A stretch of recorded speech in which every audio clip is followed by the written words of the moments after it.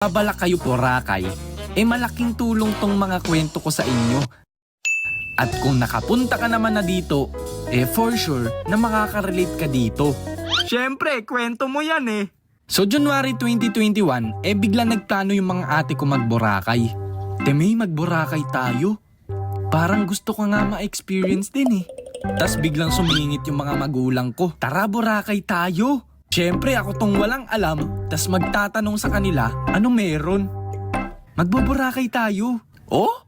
Pero KKB. Ay potek! KKB? Boracay? So March 2021, nakabook na kami at ang alis namin ay April. Di syempre, first time namin pupunta sa napakagandang beach. Kaya todo prepared talaga kami mula sa mga bagahe, susuotin. At ang pinakamalaga ay yung extra money. Alam nyo kung bakit? Bakit? Kasi kailangan nyo ng budget. Joke lang, pwet mo may racket. At dumating na nga yung araw ng flight namin. Oo nga pala. First time ko nga din palang sasakay ng eroplano. Kinakabahan po kayo, sir? Opo, kinakabahan ako. First time nyo, sir? Ay, di po. Ilang beses na rin po ako kinabahan. So, 4 AM, nasa airport na kami. Pero yung flight namin, 9 AM pa talaga. Di sa sobrang tagal, nadjijerbox na ako. Asan yung kubeta? Yung tiyan ko kumakalam na. Potek, Batman, ikaw na ang bahala.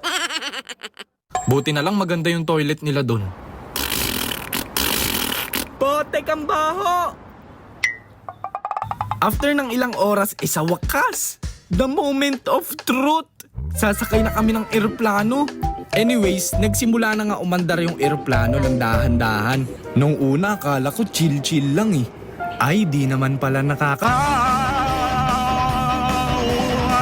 So fast forward, nakababa na nga kami ng eroplano. Wow! Welcome, Boracay! Sir, punta na lang po tayo sa loob. Potek! Akala ko pagbaba mo ng eroplano, rekta lang ka na. Ang dami pa pala ang pupuntahan doon. Bali pinabili pa pala kami ng isang ticket para makasakay sa minibus. Tapos isa pang ticket para sumakay naman ng di ko alam mo kung ano tawag dun pero sasakyan nyo yun para makapunta sa mismong island. Pagtapos naming mahilo-hilo sa dagat, potek, sasakay pa ulit kayo ng van para pumunta sa mismong beach. Bale, nakatatlong sakay pa kami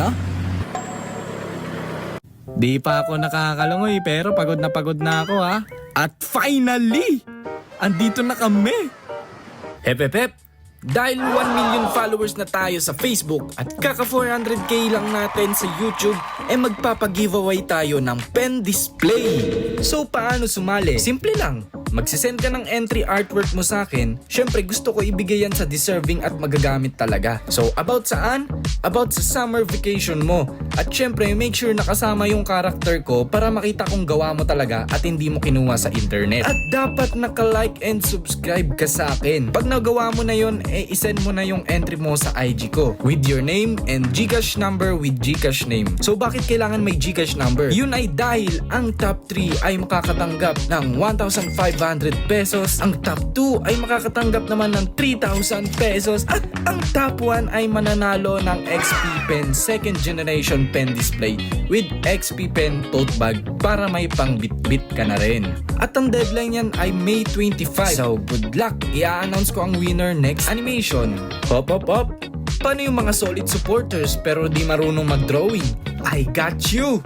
Mamimili ako ng 20 na taong mananalo ng 100 pesos Gcash. Paano? I-share mo tong video na to at i-comment mo ang gusto mong sabihin tungkol sa video with your Gcash number. So good luck! Back to the story! At finally! Andito na kami! Sa Henan Garden nga pala kami nakabook. Bale 5-star hotel siya kaya pagpasok talaga napakagagara mula sa design sa labas, sa pools, at syempre yung mismong room na may napakalambot na mga unan at kama. Henan, baka naman gusto ko na ulit ma-feel yung malalambot nyong unan ang lambot-lambot naman na ng unan na yan. Anyways, pagdating namin doon, alam nyo kung anong ginawa namin? Natulog. Joke lang. Siyempre pumunta muna kami sa mismong beach at totoo nga. Totoo ang dang mamahal ng mga pagkain doon. Ang hirap nga mamili eh. Mamimili ka talaga kung kakain ka pa ba o magda-diet na lang. Meron ba ditong kanin lang tapos penge na lang ng sabaw? O di kaya siomai rice na lang? After namin kumain ay natulog na talaga muna kami kasi sobrang nakakapagod yung biyahe talaga. Tapos pagkagising namin, rumekta kaming beach, sakto sunset na. Sa sobrang ganda napalive ako sa Facebook noon eh. Hello guys, andito tayo sa Boracay. Kuya, face reveal. Ba't di pa ba tumukha guys? Ano to? Ano ka, animation pa din to? Live na nga ako eh, live oh. Gigil niyo ako eh. Kuya, face reveal. Mukhang paa po kasi yung nakikita namin. Abay lokong to ah. Matagal din kami nakapagmuni-muni sa sunset doon. Tapos yung mga pamangkin ko palong-palo magsiswimming eh oh. Mga bata talaga eh no. Wow, daming toys oh. Boss, choose one toy. So ito nga pala yung isa kong pamangkin. Tokening dollars yan. At ang pangalan niya ay Boss. Angas ng pangalan no. Kahit mga teacher niya, boss tawag sa kanya eh. I choose this one. Okay. Ate, magkano po dito? 500 po, sir. Ay, parang nilagnat ako bigla ah.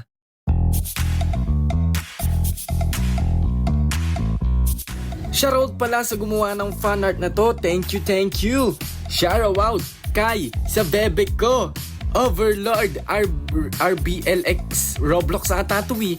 Nightcat, Franz Di Maano, Steven Viesca, Dream2, The Meme Amprent,